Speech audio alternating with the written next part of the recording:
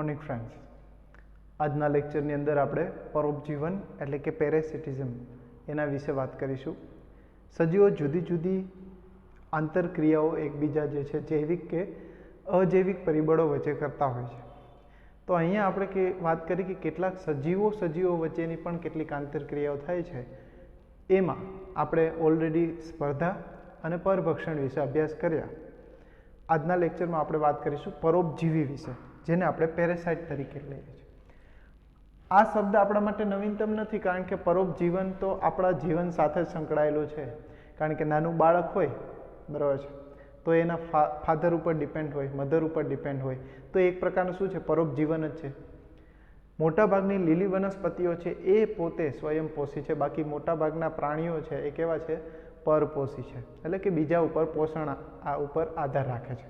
પોતાની જાતે આપણે કંઈ પ્રકાશ સંશ્લેષણ કરતા નથી કે આપણે જાતે ખોરાક તૈયાર કરી શકીએ.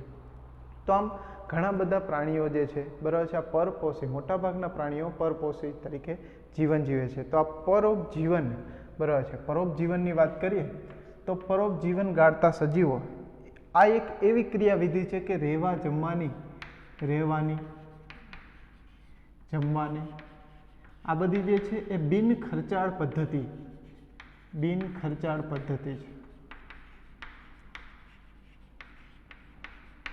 બિન ખર્ચાળ પદ્ધતિ એટલે કંઈ ખર્ચો જ ના થાય. તમે કોઈની ઘરે મહેમાન થઈને જાઓ તો તમારે કંઈ ખર્ચો થતો નથી. તો રહેવાનું, જમવાનું, ખાવાનું બધું ફ્રીમાં, કારણ કે મહેમાન છે. તેમ અહીંયા આ જે કંઈ જાતિઓ છે, જે પરોપજીવી જાતિઓ, એ પણ મહેમાન તરીકે જ રહે છે. એ પોતાનું કંઈ છે નહીં, બરાબર છે, અને રહેવા જમવાનું બધું ફ્રી છે. તો આમ આ એક એવી પદ્ધતિ છે, બરાબર છે, આંતરક્રિયા છે કે જેના આપણને શું છે, રહેવા જમવાની બિન ખર્ચાળ પદ્ધતિ ખાતરી આપે છે. ત્યારબાદ વાત કરીએ તો કે નાના પ્રાણીઓથી માંડીને ઉચ્ચ કક્ષાના, બરાબર છે, આપણે કરમિયું, જે સૂત્રકૃમિથી લઈ અને અત્યારના આપણે પોતે, બરાબર છે, સસ્તન વર્ગના પ્રાણીઓ, ઉચ્ચ કક્ષાના પૃષ્ઠવંશીઓ જેને કહીએ, તો આ બધા જે છે એ કંઈક ને કંઈક અવસ્થામાં પરોપજીવન તો ગાળે જ છે.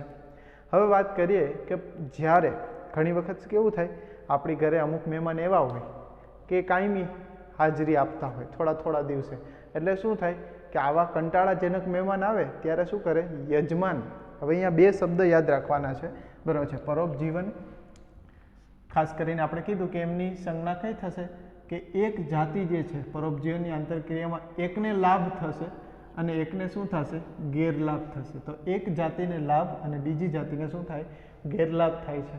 તો મહેમાનની વાત કરીએ, બરાબર છે, તો કેટલાક મહેમાનની કીધું કે એવા છે કે જે જતા જ નથી, બરાબર છે, મહિના 2 મહિનાના ધામા નાખે.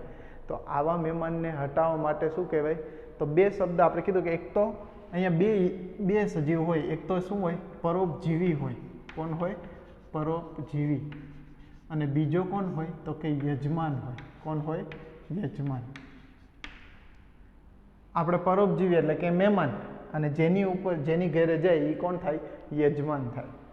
હવે આપણે કીધું કે કેટલાક આવા પરોપજીવી હોય એટલે કે મહેમાન એવા હોય કે જે વારંવાર આવતા હોય, તો એને રોકવા માટે યજમાન કંઈક ક્રિયાવિધિ વિકસાવે. સિમ્પલ વાત છે.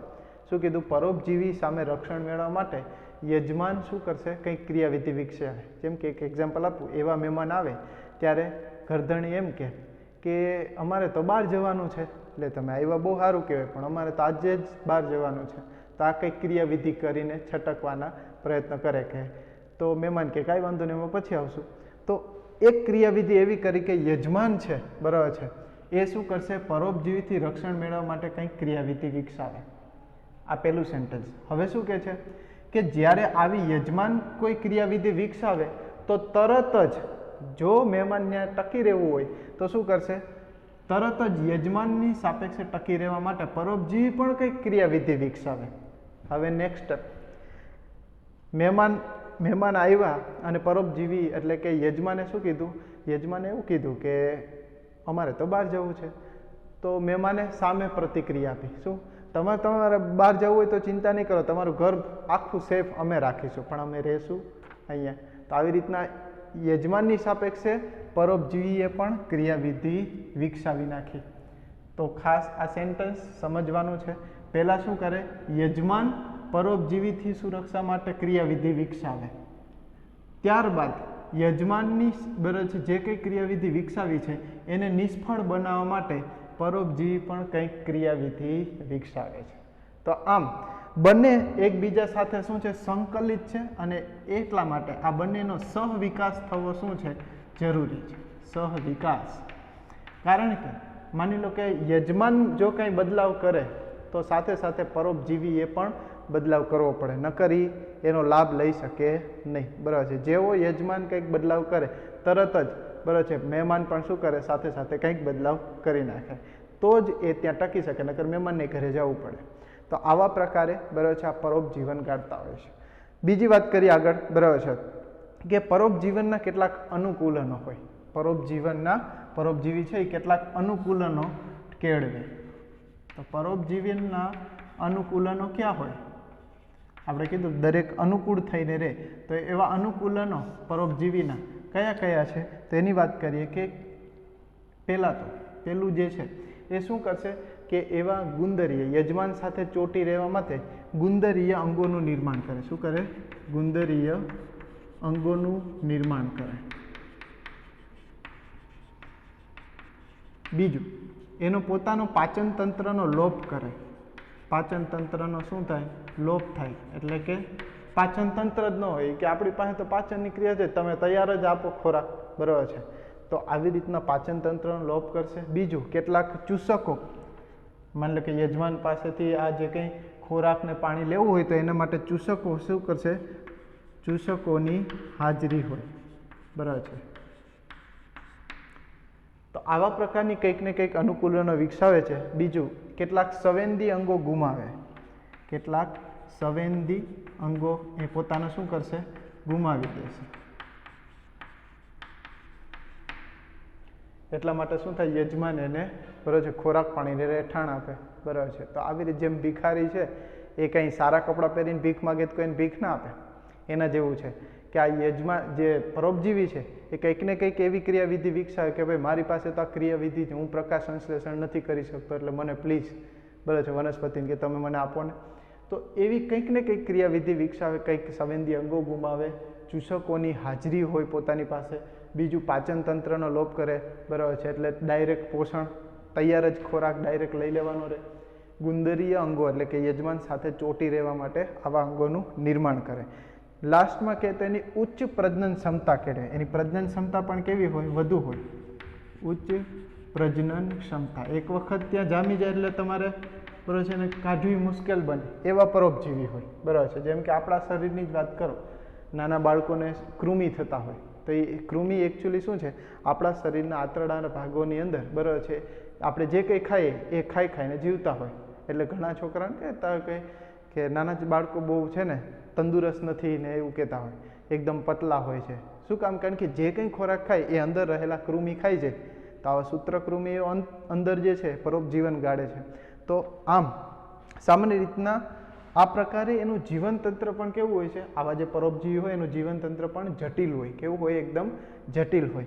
હવે કેટલાક જે છે કેટલાક પરોપજીવી છે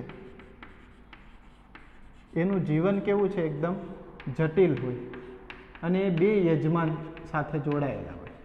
એનું જીવન ચક્ર પૂર્ણ કરવા માટે શું કરે છે? બે યજમાનમાં દ્વારા એનું જીવન ચક્ર શું કરશે? પૂર્ણ કરશે. જીવન ચક્ર. તેને જીવન ચક્ર પૂર્ણ કરવા બે યજમાનની જરૂર પડતી હોય, બરાબર છે. બે યજમાન. જેમ કે એના બે ઉદાહરણ આપણી ટેક્સ્ટમાં આપેલો છે. પહેલું, જેમ કે મલેરિયા રોગની અંદર જોઈએ, મલેરિયામાં પ્લાઝ્મોડિયમ છે. પ્લાઝ્મોડિયમ. આ પ્લાઝ્મોડિયમ પોતાનું જીવન ચક્ર પૂર્ણ કરવા માટે એક તો મચ્છર. કયું મચ્છર? તમે ભણી ગયા છો, માદા એનોફિલિસ મચ્છર અને માનવ એટલે કે આપણે મનુષ્ય, એમાં બંનેમાં બે યજમાનનો ઉપયોગ કરે ત્યારે એનું જીવન ચક્ર પૂર્ણ થાય. એવું રીતના બીજું ઉદાહરણ આપેલું છે યકૃત કૃમિ. યકૃત કૃમિ, લીવર ફ્લુક જેને કહેતા હતા. તો આ યકૃત કૃમિની અંદર પણ શું છે? એનું જીવન ચક્ર પૂર્ણ કરવા માટે એક ગોકળ ગાય અને માછલી એનું શું કરશે? જીવનચક્ર પૂર્ણ કરવા માટે આ બંને યજમાનનો શું કરે છે? ઉપયોગ કરે છે. તો આમ યજમાન સાથે ટકી રહેવા માટે કંઈક ને કંઈક ક્રિયાવિધિઓ વિકસાવતા હોય છે. હવે આપણે કીધું કે યજમાન જે કંઈ છે એ અનુકૂલનો એ પણ જે છે પોતે કંઈક ને કંઈક ક્રિયાવિધિ વિકસાવે, બરાબર છે, પરોપજીવી સામે ટકી રહેવા માટે. હવે આ જે પરોપજીવી છે યજમાનને કઈ રીતના નુકસાન પહોંચાડે છે એની આપણે વાત કરીએ કે યજમાનને નુકસાન.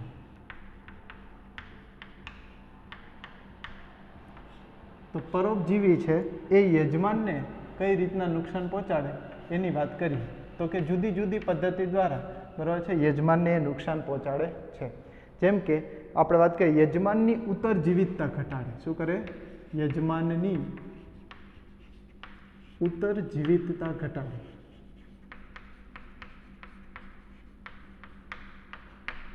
બરાબર. એનું આયુષ્ય છે એ ધીરે ધીરે, કારણ કે ઓલરેડી યજમાન પાસે છે, યજમાન જે કંઈ તૈયાર કરે છે ખોરાક એ સીધો લઈ જાય છે, એટલે ઓલરેડી યજમાન શું થાય એની જીવિતતા ટૂંકાવી દે છે. પછી વાત કરીએ વૃદ્ધિ અને પ્રજનનમાં યજમાનની ઉપર રહે તો એની વૃદ્ધિ પણ ઓછી થાય, વૃદ્ધિ ન થાય. બીજું પ્રજનનમાં પણ શું થાય? ઘટાડો થાય. તો આવા પરોપજીવી હોય, બરાબર છે, પોતાની જ વૃદ્ધિ કરે, બરાબર છે, યજમાનને શું થાય છે? નુકસાન થાય છે. બીજું યજમાનની પ્રજનન ક્ષમતામાં ઘટાડો થાય એટલે એની વસ્તી ગીચતામાં પણ શું થાય? ઘટાડો થાય. તો વસ્તી ગીચતા શું થાય? ઘટે છે. આની સાપેક્ષે, બરાબર છે, શારીરિક રીતના એને કમજોર બનાવશે. શું કરશે? શારીરિક રીતના, શારીરિક રીતે એને કમજોર બનાવે અને ઘણી વખત યજમાનને મારી પણ નાખે, બરાબર છે. તો આમ વધુ જે છે શું કીધું? લાસ્ટ ખાસ સેન્ટેન્સ સાંભળજો. પરભક્ષણ, શું કીધું? શારીરિક રીતના કમજોર બનાવી પરભક્ષણ માટે વધુ અસુરક્ષિત બનાવે છે. ખાસ યાદ રાખવું, પરભક્ષણ માટે, પરભક્ષણ માટે વધુ અસુરક્ષિત બનાવે. અસુરક્ષિત, અહીંયા ખાસ અસુરક્ષિત વિશે ભાર દઈએ, બરાબર. આ ઘણી વખત શું થાય, ઇકોલોજીમાં સાચા ખોટા વિધાનો પૂછે તો સામાન્ય નાનો એવો ડિફરન્સ, બરાબર છે, વિધાન કેવું કરી શકે? ખોટું કરે. કે યજમાનને, બરાબર છે, વધુ સુરક્ષિત બનાવે એવું લખ્યું હોય તો તરત જ વિધાન શું થઈ જાય? ખોટું થાય. તો આમ આ બધી ક્રિયાવિધિ વિકસાવે તો પરભક્ષણ માટે શું થાય? વધુ અસુરક્ષિત થાય. તો આ પ્રકારે યજમાનને જે છે એ શું થાય? પરોપજીવી દ્વારા કંઈક ને કંઈક રીતના નુકસાન પહોંચાડે છે. હવે વાત કરીએ, બરાબર છે, તો કે આ જે કંઈ પરોપજીવન છે એના કેટલાક પ્રકારો છે. જેમ કે પરોપજીવનના પ્રકારો.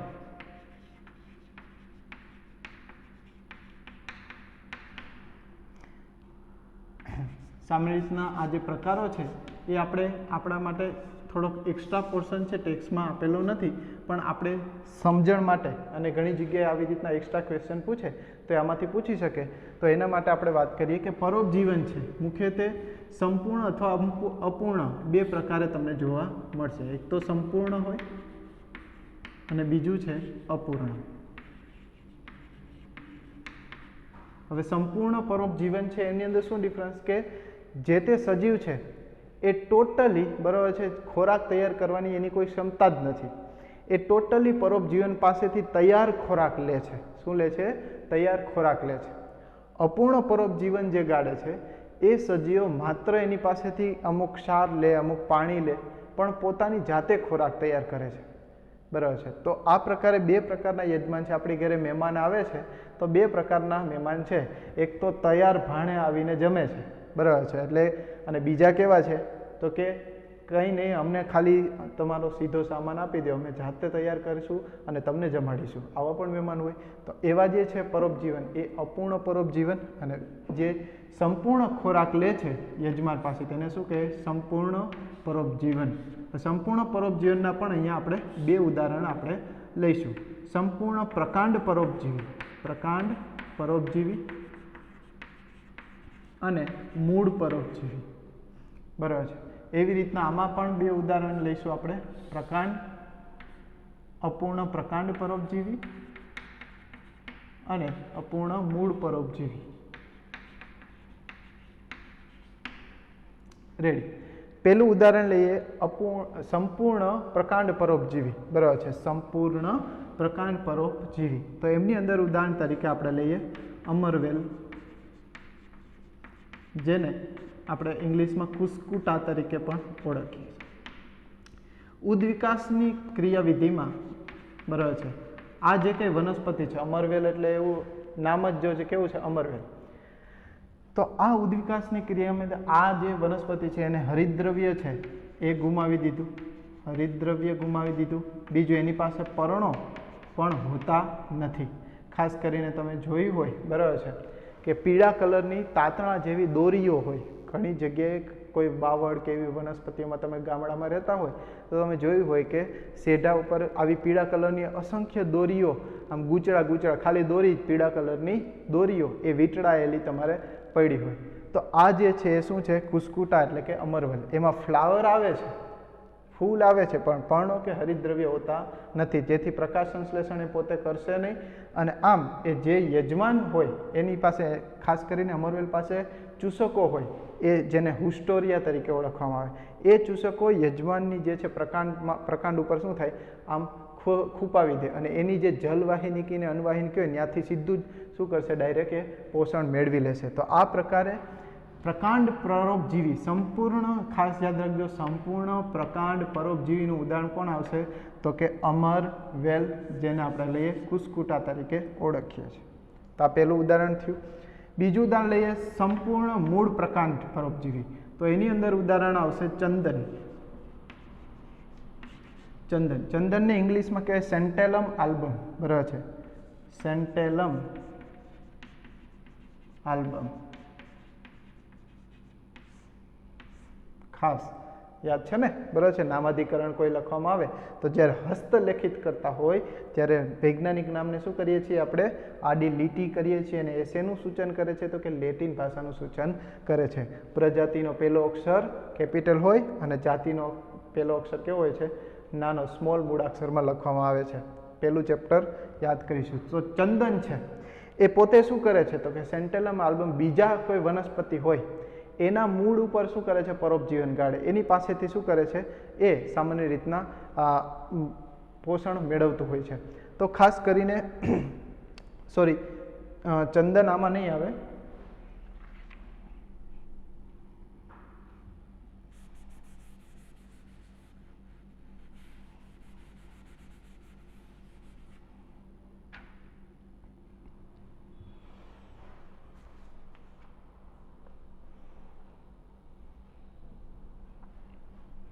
તો વાત કરીએ સંપૂર્ણ મૂળ પરોપજીવી.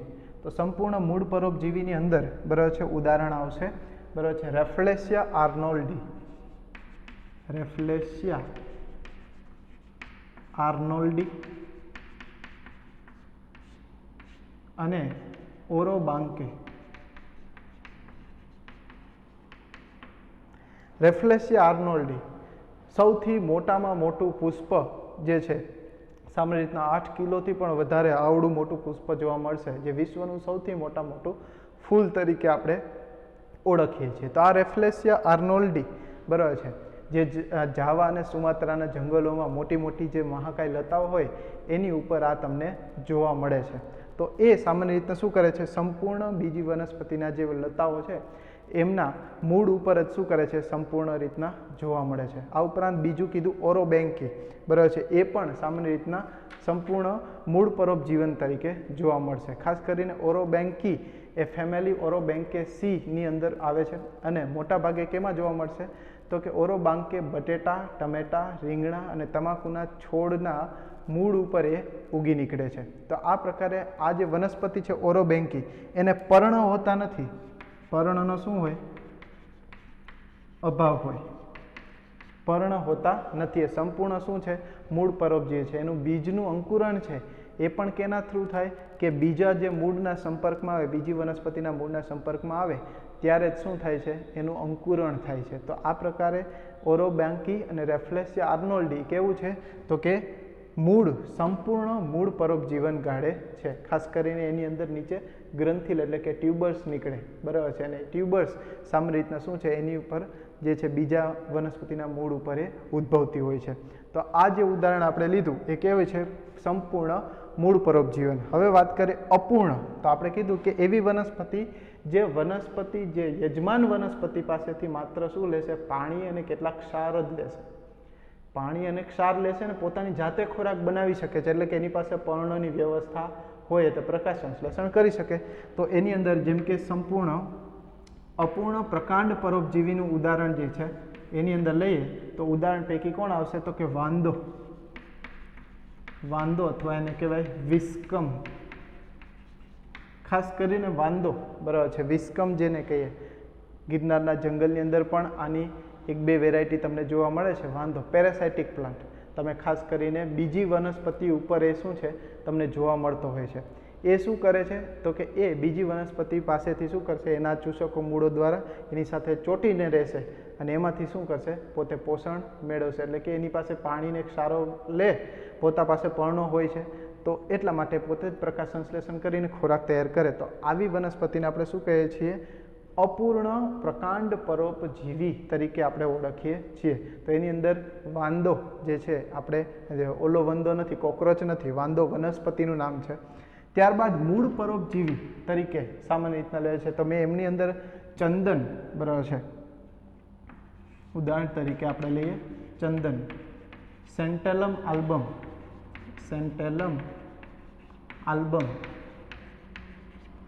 આ જે છે સેન્ટેલમ આલ્બમ, ખાસ કરીને યાદ કરો સેન્ટેલમ આ સાયન્ટિફિક નેમ છે. તો હંમેશા એની નીચે અંડરલાઇન શેનું સૂચન કરે તો કે લેટિન ભાષાનું સૂચન કરે છે.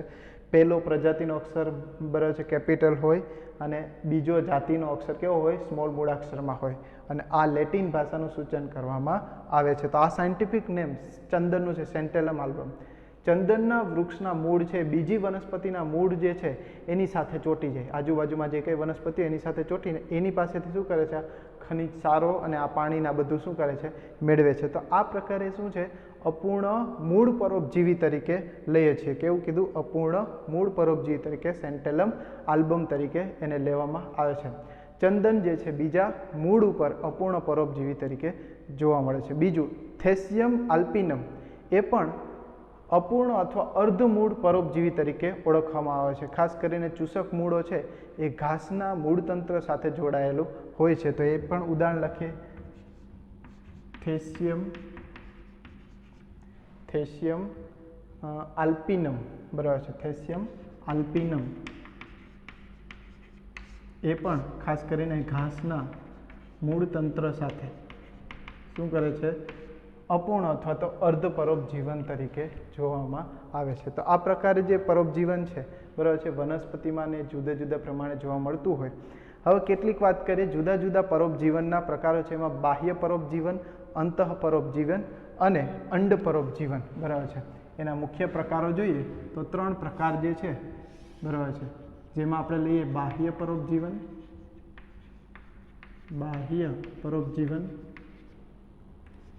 પછી આપણે લઈએ અંતઃ પરોપજીવન,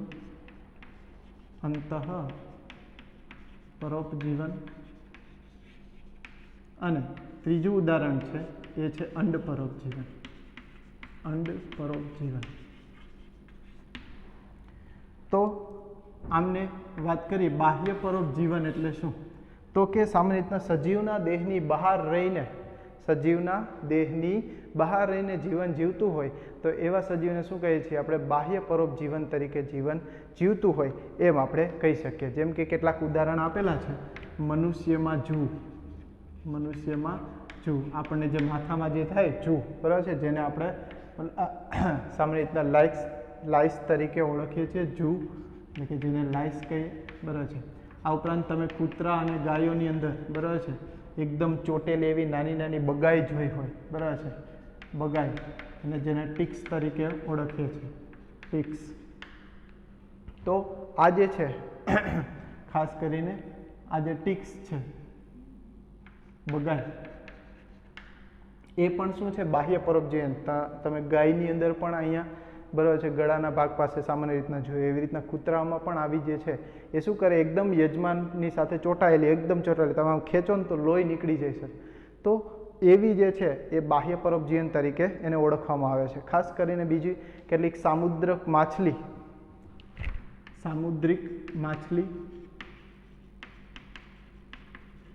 અને કેટલાક અરિત્રપાદી જેને કોપેપોડ્સ તરીકે ઓળખવામાં આવે છે. હવે આ કોપેપોડ્સ કેવા હોય, અરિત્રપાદી, સામાન્ય મોટી માછલી હોય એના જે મુખના આગળનો ભાગ હોય, બરાબર છે, ત્યાં એ નીચેની બાજુએ શું છે, આવા જીવો અરિત્રપાદી કોપેપોડ્સ છે એ ત્યાં રહેલા હોય. અને જે માછલી માની લો કે એ ખોરાક તરીકે પસંદ કરે, બરાબર છે, એમાં પોતે શું કરશે, એમાંથી પોષણ લેતું જશે. તો આમ જે છે ને તૈયાર બરાબર છે આ ખોરાક મળશે. તો આ પ્રકારે સમુદ્રિક માછલી અને અરિત્રપાદી એ પણ કેનું ઉદાહરણ છે, બાહ્ય પરોપજીવન. તમને આવા MCQ ખાસ કરીને પૂછી શકે નીટમાં, બરાબર છે, કે કૂતરા પર જે બગાઈ જોવા મળે છે કયા પ્રકારનું પરોપજીવન, તો એને આપણે શું કહીએ, બાહ્ય પરોપજીવન તરીકે ઓળખ લઈએ છીએ. ખાસ કરીને અમરવેલ જે કીધું એ પણ શું કેનું ઉદાહરણ આવશે, બાહ્ય પરોપજીવન. અમરવેલ. ઘણી વખત કેવું થાય કે આવા પ્રશ્નો પૂછાતા હોય, બરાબર છે, એમાં તમને આવી રીતના પ્રશ્નો પૂછે કે આ ચારે ચાર ઉદાહરણ આપેલા હોય, બરાબર છે, તો તમને પૂછે બાહ્ય પરોપજીવનને ધ્યાને લઈ અને અસંગત શોધો. તો ત્યારે એવું થાય કે બધા જ બાહ્ય પરોપજીવન છે, તો કન્ફ્યુઝ નહીં થવાનું. ત્યારે જોવાનું કે આ 3 છે પ્રાણીઓને લગતા છે, 3 પ્રાણીઓમાં બાહ્ય પરોપજીવન છે, 1 છે વનસ્પતિમાં પરોપજીવન, તો એ પણ અસંગત થયું 3ની સાપેક્ષ. તો આવા MCQ તમને જુદી જુદી રીતના પૂછી શકે, તો ખાસ ધ્યાન રાખવું. ત્યારબાદ કીધું અંતઃપરોપજીવન. હવે આપણા સજીવ શરીરની અંદર આપણે કીધું કે મેં કીધું સૂત્રકૃમિઓ, કેટલા એસ્કેરિયસ ને આ બધા જે છે સૂત્રકૃમિ, એ આપણા બરાબર છે બહુ સ્વીટ ખાતા હોય બાળકોની અંદર, ખાસ કરીને ગંદુ પાણી પીવાથી પણ એના ઈંડા લાર્વા જે છે અંદર આવી ગયા હોય, અને ત્યારબાદ એ આંતરડાની અંદર શું કરે છે, વિકસે છે. તો આ પ્રકારે જે અંતઃપરોપજીવી એ શું કરે, ખાસ કરીને આપણા ફેફસાના ભાગમાં, RBCની અંદર, યકૃતમાં, મૂત્રપિંડમાં, આવા જે ભાગો છે, બરાબર છે, એ મુખ્ય ભાગોમાં ખાસ કરીને આ પરોપજીવન તરીકે ગાળે છે. ખાસ કરીને આવા જે જીવ છે એની અંદર જે છે એનું જે સ્ટ્રક્ચર કેવું છે, અત્યંત સરળ છે, એમાં કોઈ વિશિષ્ટ જટિલ સંરચના નથી, પરંતુ એ જે છે એ ધીરે ધીરે જ્યારે અંતઃપરોપજીવન ગાળે છે ત્યારે એની પ્રજનન ક્ષમતાને ખૂબ જ વધારે છે. એટલે માની લો કે એની અંદર પુષ્કળ ઈંડા મૂકે, એટલે એને રિમૂવ કરવા, બરાબર છે, એ ખૂબ જ મુશ્કેલ ભર્યું કામ છે. તો આ પ્રકારે એ વિશિષ્ટકરણ પામે, બાહ્યાકાર દ્રષ્ટિએ અને રચનાની દ્રષ્ટિએ સાવ સામાન્ય કેળવાય છે, પરંતુ પ્રજનન ક્ષમતા છે એ એની શું છે, પ્રજનન ક્ષમતાને બળ આપે છે. આવો શબ્દ આપ્યો એટલે પ્રજનન ક્ષમતા શું કરે છે, અતિશય વધારે છે. તો આ થઈ ગયું અંતઃપરોપજીવનનું ઉદાહરણ, બરાબર છે. ખાસ કરીને આપણે કીધું કે આવા વિવિધ સંરચનાઓની અંદર આવા અંતઃપરોપજીવી હોય છે. એસ્કેરિયસ એમનું ઉદાહરણ છે. ત્યારબાદ આપણે કીધું અંડપરોપજીવન, જેમ કે આપણાને લઈએ સૂત્રકૃમિ. સૂત્રકૃમિ જે આંતરડાની અંદર જોવા મળે છે એ કેવું થાય, અંતઃપરોપજીવન તરીકે જીવે છે. ત્યારબાદ જેમ કે એસ્કેરિસ તરીકે પણ ઓળખાય. ત્યારબાદ અંડપરોપ, તો કોયલ અને કાગડો. કોયલ અને કાગડો ખાસ કરીને આપણા પ્રાચીન ભજનોમાં પણ આનો ઉલ્લેખ છે, બરાબર છે, કે શું કે છે, કોયલ અને કાગડો બંને અંડપરોપજીવન. એટલે શું છે, કોયલ પોતાનો જે છે એ શું કરે છે, કોયલ પોતાનો ઈંડા જે છે એ કાગડાના માળામાં મૂકી આવે. તો અંડપરોપજીવન એટલે કે એના ઈંડાને સેવતી કોયલ નથી, એ શું કરે, કાગડો જે છે એના ઈંડાને સેવે. હવે આવું ક્યારે શક્ય બને, તો મેં કીધું કે યજમાન અને પરોપજીવી બે સાથે સહવિકાસ થાય. તો આમ વર્ષોથી, બરાબર છે, આ પ્રણાલીગત છે કે કોયલ છે એના ઈંડાને ક્યારેય સેવતી નથી. તો આમ ઈંડાને ગ્રોથ કરવા માટે, એને સેવવા માટે કાગડા ઉપર પરોપજીવન ગાળે છે. તો આવા પ્રકારનું જીવન એને શું કહેવાય છે, અંડપરોપજીવન તરીકે ઓળખવામાં આવે છે. આ ઉપરાંત એને ભ્રૂણીય પરોપજીવન તરીકે પણ આપણે ઓળખીએ છીએ.